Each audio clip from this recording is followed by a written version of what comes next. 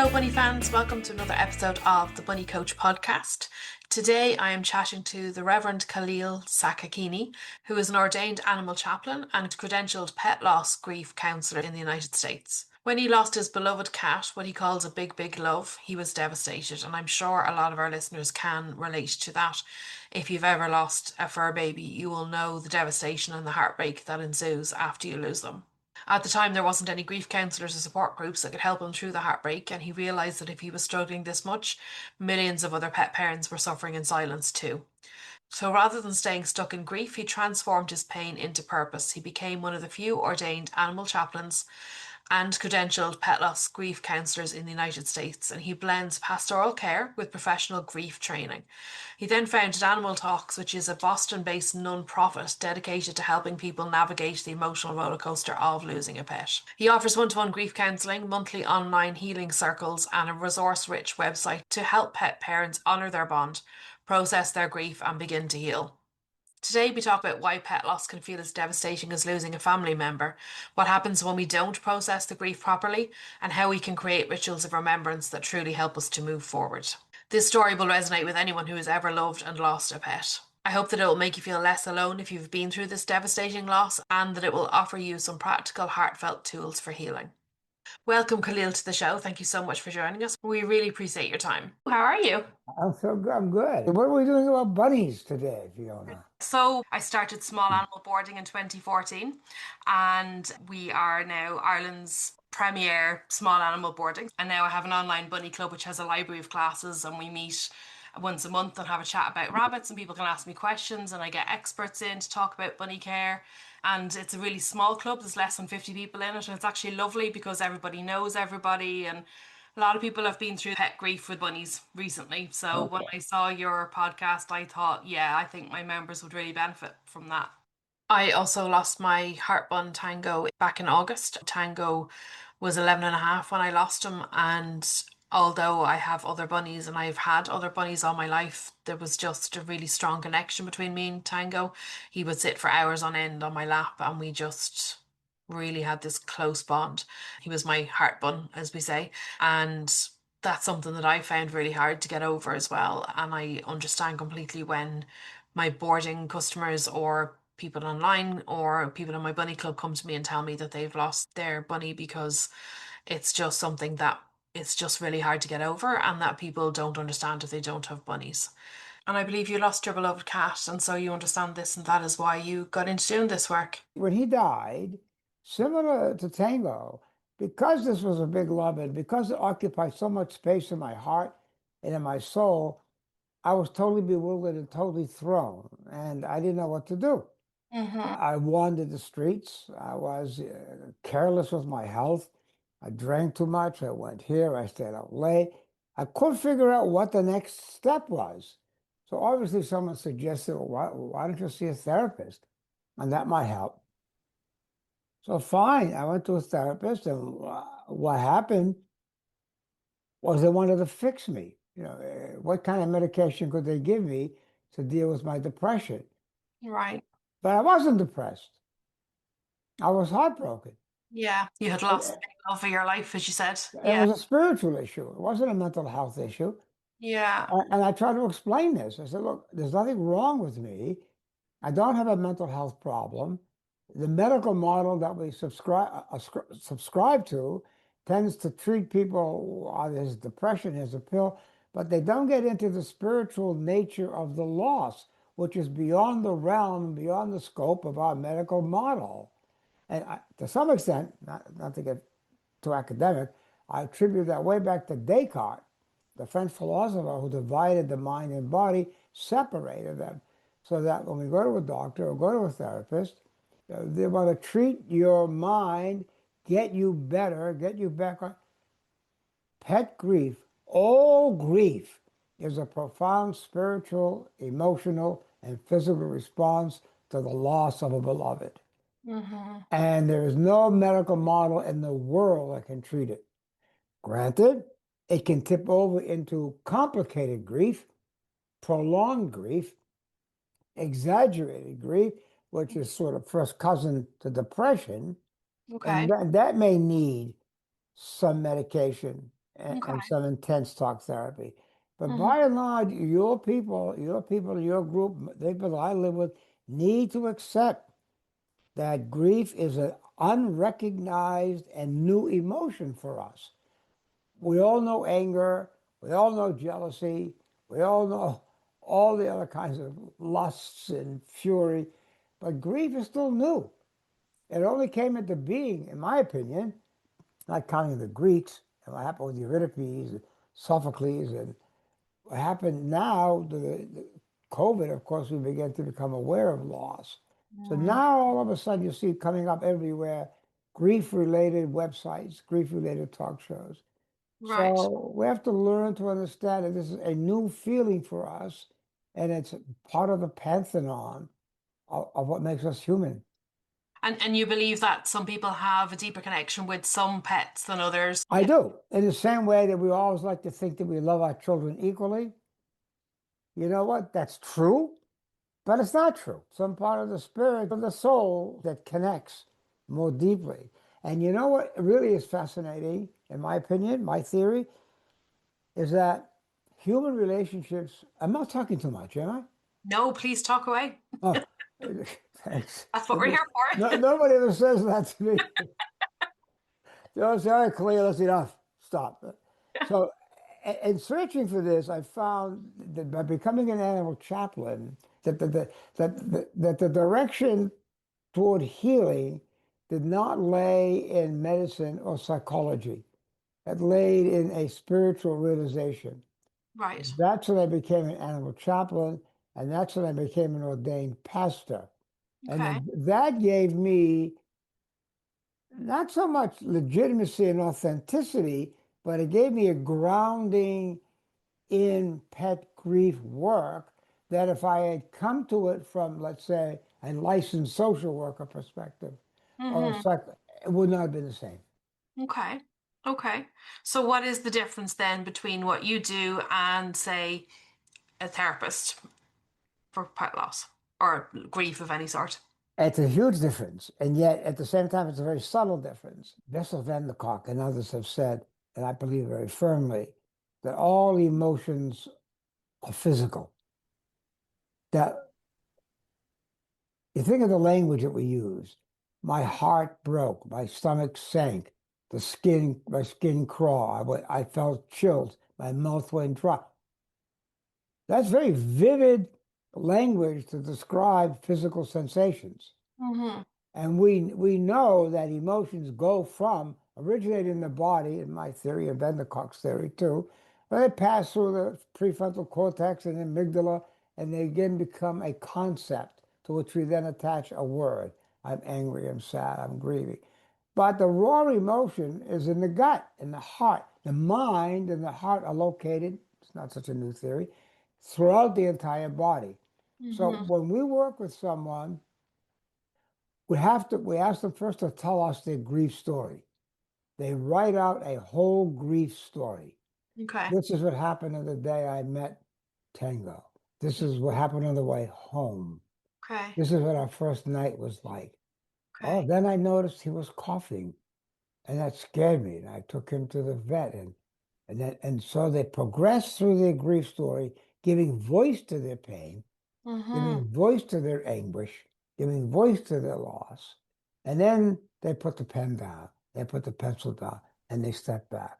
So we have already asked them to reveal themselves unto us through a very detailed and graphic grief story, which we ask them to write in conjunction with the departed pet. Tango, what do you want me to say here about you? Okay. What do you most remember about that day on the way home?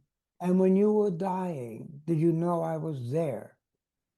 Did you feel my presence? Hmm. Do you miss me as much as I miss you? Can we be together, do you think, at some point? So that sets the stage, as you can well imagine, Mm. for an openness and an openness, I guess, which then is the first step toward helping the person see that this is understandable, it's desirable, it's okay. Grief is not your enemy, it's your friend in some ways. It's there to teach you. Embrace it, Hmm. expect it, learn to live with it, love it in conjunction with your departed beloved. Okay. So that kind of gets them over that helpless, hopeless, agonizing pain and moves them toward the path of, they call it reconciliation. Right. An acceptance. And Yeah. not, no, not quite an acceptance. Let me stop you there. I don't mean to be difficult. You never accept the loss. Mm. Never. You accept the grief that you have to live with the grief. We integrate it into our lives. Okay. So it becomes part of who we are. 10 Hmm. years from now, 15 years from now, that's 10 years now, 12 at least, I still remember Cairo. Of course. So I haven't let go of it. I haven't resolved it. I haven't moved on. Hmm. It's still very much there. Yes. It's softened, but it's not part of my life. And he was responsible for me being where I am at this moment, at this time, 11:15 Eastern time, talking to Fiona in Dublin. All because of that black furry bundle of cat. Wow. You could see the line. It's as absolutely clear and direct as the glasses on your face and mine. Hmm. And it's really helped you with your grief then as well to be helping other people in the situation that they are in because you completely understand it. It's not so much that yes, sorry, it's not so much that it helps, it directs, Hmm. it shapes. Hmm. It's my constant reference point. Yeah. I know who I am. I mean, Descartes says, I think, therefore I am. And I guess if I were to mess around with it and be a little bit religious, it would be like, I grieve, I loved, therefore I am. Hmm. And I will therefore is who I will become. The griever, the mourner, the beloved. Yes. And this is my path. Yeah. But that doesn't mean we don't laugh. Of We course. do laugh, we have good times, we love our whiskeys and we joke and we talk, but we know where the foundation of our being lies. Yeah. Because it does shape you having a beloved pet like that, doesn't it? Your fur baby That's actually right. would Uh, not swap it for the world. So I don't know when your members, what they say to you, when Mhm. they come to you and say, Fiona, I just lost Fluffy or peanut butter or whatever. Is that a role you play with them? Yes. And Yes. they turn to you for that purpose. Yeah. Yeah, we often would talk about it, and I would, from people who are in the club and also people who are boarding with us, they would often message us and say, "We've lost our fur baby," and it's hard. It's really hard. So what is your, I love to learn from you. What is your approach? My approach is that exactly what you're saying, really, that they change your life, that they Right. can never undo it. You know, we have this thing, the Rainbow Bridge. I'm sure you know about the Rainbow Bridge that we'll meet them again, and they leave paw prints on our heart. I've always had a struggle with the Rainbow Bridge concept. I always try to figure out who came up with that term. I think somebody told me there was a guy named, well, I knew him because I studied with it, Dr. Walter Seif from the Association APLFB, I think it is. Um, the Rainbow Bridge has given so much comfort to so many people. Only problem I have with it is that sometimes it prevents us from doing the work that we need to do because we have a belief that we believe in. If that makes any sense at all. Okay. You have a belief, the Rainbow Bridge will meet again. End of story. Maybe wishful thinking. End of story. But the loss remains and the pain remains, and though there is that hope of some sort of One of our most attended classes and visited pages is Will I Meet My Pet in the Afterlife? Mm-hmm. And we give a class in that, Okay. as well as we give an 8-week intense class in becoming a certified pet grief specialist and educator.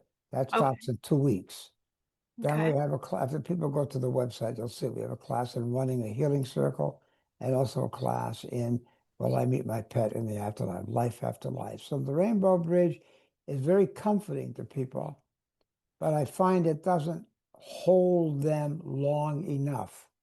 They need to do more personal work instead of just ascribing the experience to a beautiful and profoundly lovely graphic. Okay. Does that make any sense? Yeah. Yeah. And what is your take on people meeting their fur Oh. baby then in the afterlife? You know, it's almost a tautology. I mean, in the sense that there's so much meaning them in the afterlife, they are with us in this life, which is Yes. the same thing. Okay. I mean, The they Yes.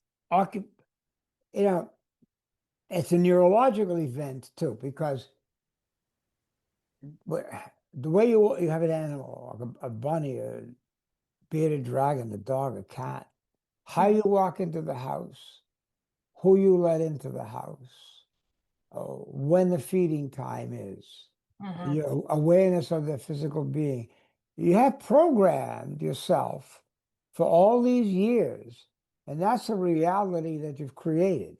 Right. Now, when the pet passes, the mind is doing the thing that you asked it to do for Yes. 10 years. Yes. But then it's suddenly saying, what are you kidding me? I have no reason to do this anymore. And it's Mm-hmm. frightened, it's terrified because it's done what it was supposed to do. Now it doesn't need to do that anymore. And who wants to be faced with a void? Yeah. So there are people will say to me, Reverend Kaleel or Kaleel, I've lost my mind. I said, yes, you've lost the mind that you had created to Mm-hmm. deal with Tango or deal with Cairo or deal with any other animal. So you have lost your mind. So Okay. that when we come back into this new reality of life without our beloved pet, that is almost the same thing as seeing them, quote, in the afterlife, because they are constantly with us. Now, Right. will we carry that with us when we die? Why not? What I believe in is less important than what I want to believe in. What I want to believe is more truthful to my nature than what I believe in, which is a function of my intellect, my learning, my academic experience, blah, blah, blah, blah, blah.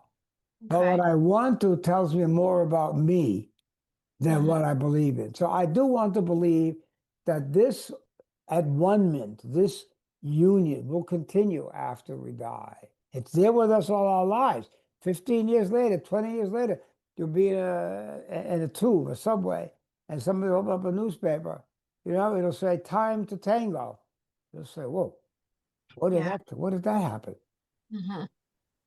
So when we die, I think that love is so powerful, so strong. Even the Pope, who shocked Christianity, Francis, when he was giving a homily somewhere in Rome, must have been. And a little boy, 6 or 7 year old, was crying, sobbing, off to the side. And the Pope, being who he is beautiful, went over and asked him what was wrong. The boy said he lost his puppy and wondered if he would see him in heaven. And the pontiff said, in God's creation, in God's eternity, there is room for all beings. And of course, that shocked Christianity, the leaders of the church, because I hadn't heard that before. But in a way, so yeah, so that's the power of love. Not the Yeah. power of belief, but the power of love, Yeah. which continues through ever and through eternity. Yes. And I believe that. I believe It that. sounds like you do. I do because I think that we couldn't be happy in the afterlife without our pets. Yeah, I agree with you. I mean, So how would it be an afterlife if we weren't happy? So as a Christian, I do believe that. I know that they say animals don't have souls, but I believe that. That goes all the way back to Descartes. He was the first person to, well, not the first person in the Enlightenment, more or less, to say that. And our medical model and school model create that separation. This is a guy that treats the body. This is a guy that treats the mind. This is like dogs and animals don't have hearts and souls. So therefore, we have abattoirs and butcher slaughterhouses, and that's because we have been led to believe that there is a separation. There is a hierarchy of value. There isn't any. Yeah. The New York Times, was it the New York Times? Some newspaper, a major newspaper, approached me, and the reporter had the audacity to say, Kaleel, the story is about how the death of a pet for a child is a dress rehearsal for the death of a human being. I said, "Are you crazy? You can't place that hierarchy. There's no rehearsal. The death to a child of a pet is a Yes. profound event. No more, no less. In fact, we mourn more for our animals when they die because, as I said, our human relationships are filled with all kinds of infidelities, betrayals, criticisms, judgments. There Yeah. is a human relationship I've seen that isn't marred. Yes. Our relationship with our bunnies, no infidelity, no betrayal, no judgment, no criticism, no anger. Yeah. So that brings out our better selves. Right. And then who wants to lose that better self? Right. So when the animal dies, we're terrified of falling back into the self, that shadow self, that candidly speaking, we can't stand. Wow. Okay. So the Yeah. animal is there and it brings us forward, brings our best self out. And then we realize that. Now what happens? We're back to who we were again. Mm. Negative, denial, irritable, judgmental. Yeah. They do bring out our better selves. You're right. Absolutely. And when that's gone, what are you left with? Yeah. Your miserable self. Yeah. Not you miserable self, my miserable self. One's miserable self. My miserable self, to say the least. Yeah. Um, and what would you advise then to somebody trying to help a child through the grief of Yeah. losing their beloved pet? Then how can we help them? Yes. Yes. Yes. It's a vexing question. I Mm. mean, the greatest minds in the world have no idea what death is like. I mean, the greatest spiritual leaders, greatest philosophical leaders, no idea. There are lots of beautiful children's books out there that help. I can't recommend one. I wouldn't recommend one. They're there. But the key thing really is a child, if a child has a bunny or a dog or a cat at age 5, and has 7, 8, 9, 10, 11 years with that animal then becomes a sibling. Yes, It's they grow not, up they together. grow up with it. And then they go off to college and then they come back and visit and their union is beautiful. So depending upon the age, and in all cases, a younger child will model his grief after what he sees from the parents. Okay. I mean, if the parents should cry, they've lost, they're in pain. But if they feel their pain, their emotional intensity is excessive, then they take it into the other room because you don't want to frighten the child. But the child will look to you and sees that you're heartbroken, sees that you're sad, that they can't grasp what death is. They know something is gone, Yeah. something precious, something beautiful is no longer there, not Mhm. waiting in the room for them or waiting for them at the door. So give them the space to process that. Mhm. And then they'll go, the kids' emotions are fun. They bounce all over the place. They'll often show anger way before they show sadness. Then they'll laugh, then they'll cry, then they'll go out and play ball with their friends, then Yeah. come back in and feel distressed.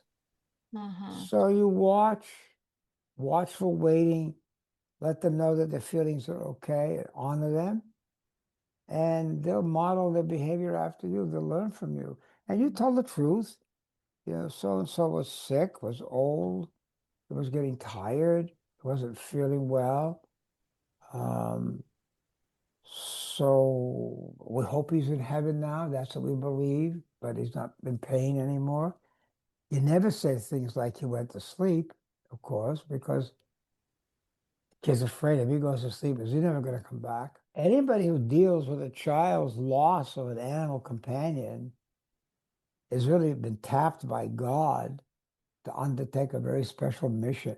Because if you can do that in a healthy and loving way, which stands as an example and model for the child, then you have really done God's work. Yeah. And I do agree with what you're saying that it's not the same. It's not a practice for when they lose something Of else, course not. Can't somebody be. else, but it can be a good way for them to, I suppose, experience, not a good way for them to experience grief, but they can experience grief in a healthy way and get the coping skills which might help them further on down the line. If the parents If understand that, if yeah, the parents get that. yeah, yeah, because quite often they are more upset about the loss of a fur baby than they would be of a grandparent that they don't see very often, for example, or That's an exactly right. they didn't really know, or because it's, as you said, it's your day-to-day ritual, isn't it? That it's your day-to-day taking care of your fur baby, involving them in what you're doing. It leaves such a hole, doesn't it? And I think that's what people who don't have pets don't understand, that, do they? They don't realize how much of a gap it leaves. No, it's strange that they don't. They really have a tough time equating, say, the loss of a sibling or the loss of a child or the loss of a parent. They say Mm. they can't compare. Well, they're right. I mean, who can say? Uh, we all grieve the same way. We all grieve differently. Yes. But there's no hierarchy of relationship. Yeah. You know, do I love my wife any more or any less than my child, any more or less than my... What a fool's errand. Yes. I mean, really, it's just part of my life. And when part of my life that I love is gone, and I pay a huge price. But within that price is a wonderful opportunity. It's how Kubler-Ross doesn't give us as number six. He gives us the five stages, which are not linear, by the way. But Mm. the sixth one is one that's sort of come up lately in the last year or so, which is called making meaning. How do you make meaning of the death of Tango or of Cairo or of Inca or all of the animals? Hmm. And that is a fascinating approach to take because people turn that grief into meaning in different ways. Some plant a tree, some volunteer at a shelter, some help seniors who have lost everything not have to give up their beloved animal companion. Others create nonprofits. Obviously, I did. Others become, pet grief specialists. Our classes are full. They were full. We had to close the doors 2 months before the class starts, which is February 5th or 8th, I guess. So making meaning, how to convert that grief, that pain, into something that honors the love and honors your pet, Right. yet it brings some meaning to the world. Hmm. Yeah. And you find that's really helpful for people. It's Uh, hard for them to grasp yeah. because that's the last thing in the world they want to think about. They just want the pain to stop. But Yeah. as we go through the stages, we grieve, we are grievers, then we externalize the grief, and that becomes really mourning. Mourning is sort of the externalization of grief. Okay. And then we find ways of reconciling, integrating the loss in our lives. And then we think about making meaning out of that. Hmm. And we see that we're more compassionate. We see that we're more loving. How to continue that, how to build upon that and make it worthwhile for other people in the world. Yeah. Which is a really beautiful way to honor them, isn't it? To carry the love that you had for them on to showing compassion to other humans and other Yeah, pets. And absolutely right. yeah. Now, Where do you draw the line then when grief becomes, as you said earlier on, complicated or prolonged and somebody might need more help than that? At what point do you kind of realize that that's what you need? that's a really good question, Fiona. 3 or 4 years ago, maybe the psychiatric society or the mental health community You know what the DSM is, the Diagnostic Statistical Manual. It's the Bible of the mental health profession. Any illness that is in that book is considered a legitimate mental illness, therefore can be treated, quote unquote, and you can get insurance to cover it and so on and so forth. So Hmm. finally, after many years, they created the category of complicated grief. That meant that it was now a diagnosable uh, phenomenon. However, the way they described identifying that was freaky because they said if you are mourning more than a year, if you experience intense feelings of yearning, if you find yourself changing your life's pattern, if you long for the return of your, we said, so why is that complicated grief? Surely that's normal grief. I would say so. But they missed the boat totally because that's still a grief. So people think that that's abnormal. That creates more problems than it solves. So Yes. there are times, and I experienced that, when the grief, it's a tough word to use, becomes constipated. It hardens, Okay. and there is no softening. Okay. There are no grief breaks to take that make any sense. There's no movement. Uh, and that usually is the result of the pet's grief having stirred up unresolved losses in the past. Comes up every single time. Why Okay. did I not grieve for my mother Right. as much as I did for Tango or Fido or whatever? Hmm. Why? I feel guilty. I feel terrible about that. And so there's this whole list of past griefs that have not been honored, and they accumulate, become impacted, and then you got some real problems. Okay. So that's going to take time and commitment to untangle, Okay. untangle, untangle. Right. And many of us, some of us, are more guilt prone than others. And guilt always gets in the way of healing. You know, like if only I hadn't gone to the grocery store to get this loaf of bread, there wouldn't have been a car accident. If only I didn't keep the gate open. If only I didn't give this. And the answer to that is not if only, even if is the answer, because we're not omniscient. We don't really know. Yes. Why one day you can walk the dog safely on a parkway, and the next day a car careens off the road, and you say to yourself, I shouldn't have been there. Well, you've been there for 10 years. Yes. So that guilt and the accumulation of unresolved losses can wreak havoc on a human soul and spirit and mind. And Okay. that's when some sustained professional help is necessary.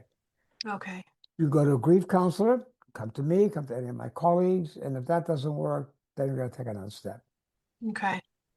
Okay. So tell me a little bit about the classes that are on your website and where people can get further help. Right. The website is Animal Talks Inc. That's a plural, Animal Talks Inc. Okay. We have several classes. We have a master class, which is 8 weeks, meets every Sunday at 1 o'clock for 8 weeks, and you get a certification in grief. You become a certified grief specialist and educator. Okay. That class starts February 8th. I know we just had somebody reschedule, so I think there's one opening left. Then Okay. I think that it starts again in August. Okay. On the site, there are other classes like Will I Meet My Pet in the Afterlife? Hmm. How do I run or guide a healing circle? There are also videos, there are also podcast links, links to YouTube resources, essays, articles, blogs, all kinds of things that we hope help. And of course, our signature one-on-one grief counseling service, which is either with me or one of my colleagues. Most Okay. people begin by either they take the class because they really want to know more about it, or they come to one of the healing circles, which is usually 5, 10, 15, 20 people, sometimes only one. And then if they really feel they want to know more about this, they either take the class or they'll sign up with me for an hour-long session on a one-to-one basis. Okay. But the site explains all that. Fantastic. Okay, so I'll put all the links in at the end of the podcast for everybody too. I think it's an amazing service and we really appreciate that you do it. Like, I think it's fantastic that there's people out there like you who have compassion for people who are going through this because people do not understand if they don't have pets and you can feel very alone in it. So thank you for doing the work that you do Oh, so much thank you. time today as well. We really appreciate it. Yeah, send me the links and I don't know. I've been to Dublin 10, 15 times. I love it. Really. Who knows? Next time Well, please look me up I'll let you know. or a whiskey, okay? I'll have a pint of Guinness or a little Or a whiskey. pint of Guinness. Uh, Yes. God bless you, Fantastic. Fiona. All Take right, you care of too. yourself. Thank you See so you. much. My Bye. pleasure. Bye-bye. Well, I really enjoyed that interview and I hope that you guys found it really useful as well. To give your rabbit the A+ bun life they really deserve, hop on over to Fiona's Happy Bunny Club, your safe, one of a kind space to get personalised one-to-one guidance and feedback on your exact situation from a rabbit expert who has been exactly where you are and now supports hundreds of rabbits and their guardians every year. Check it out on fionashappybunnyclub.com. See you next time.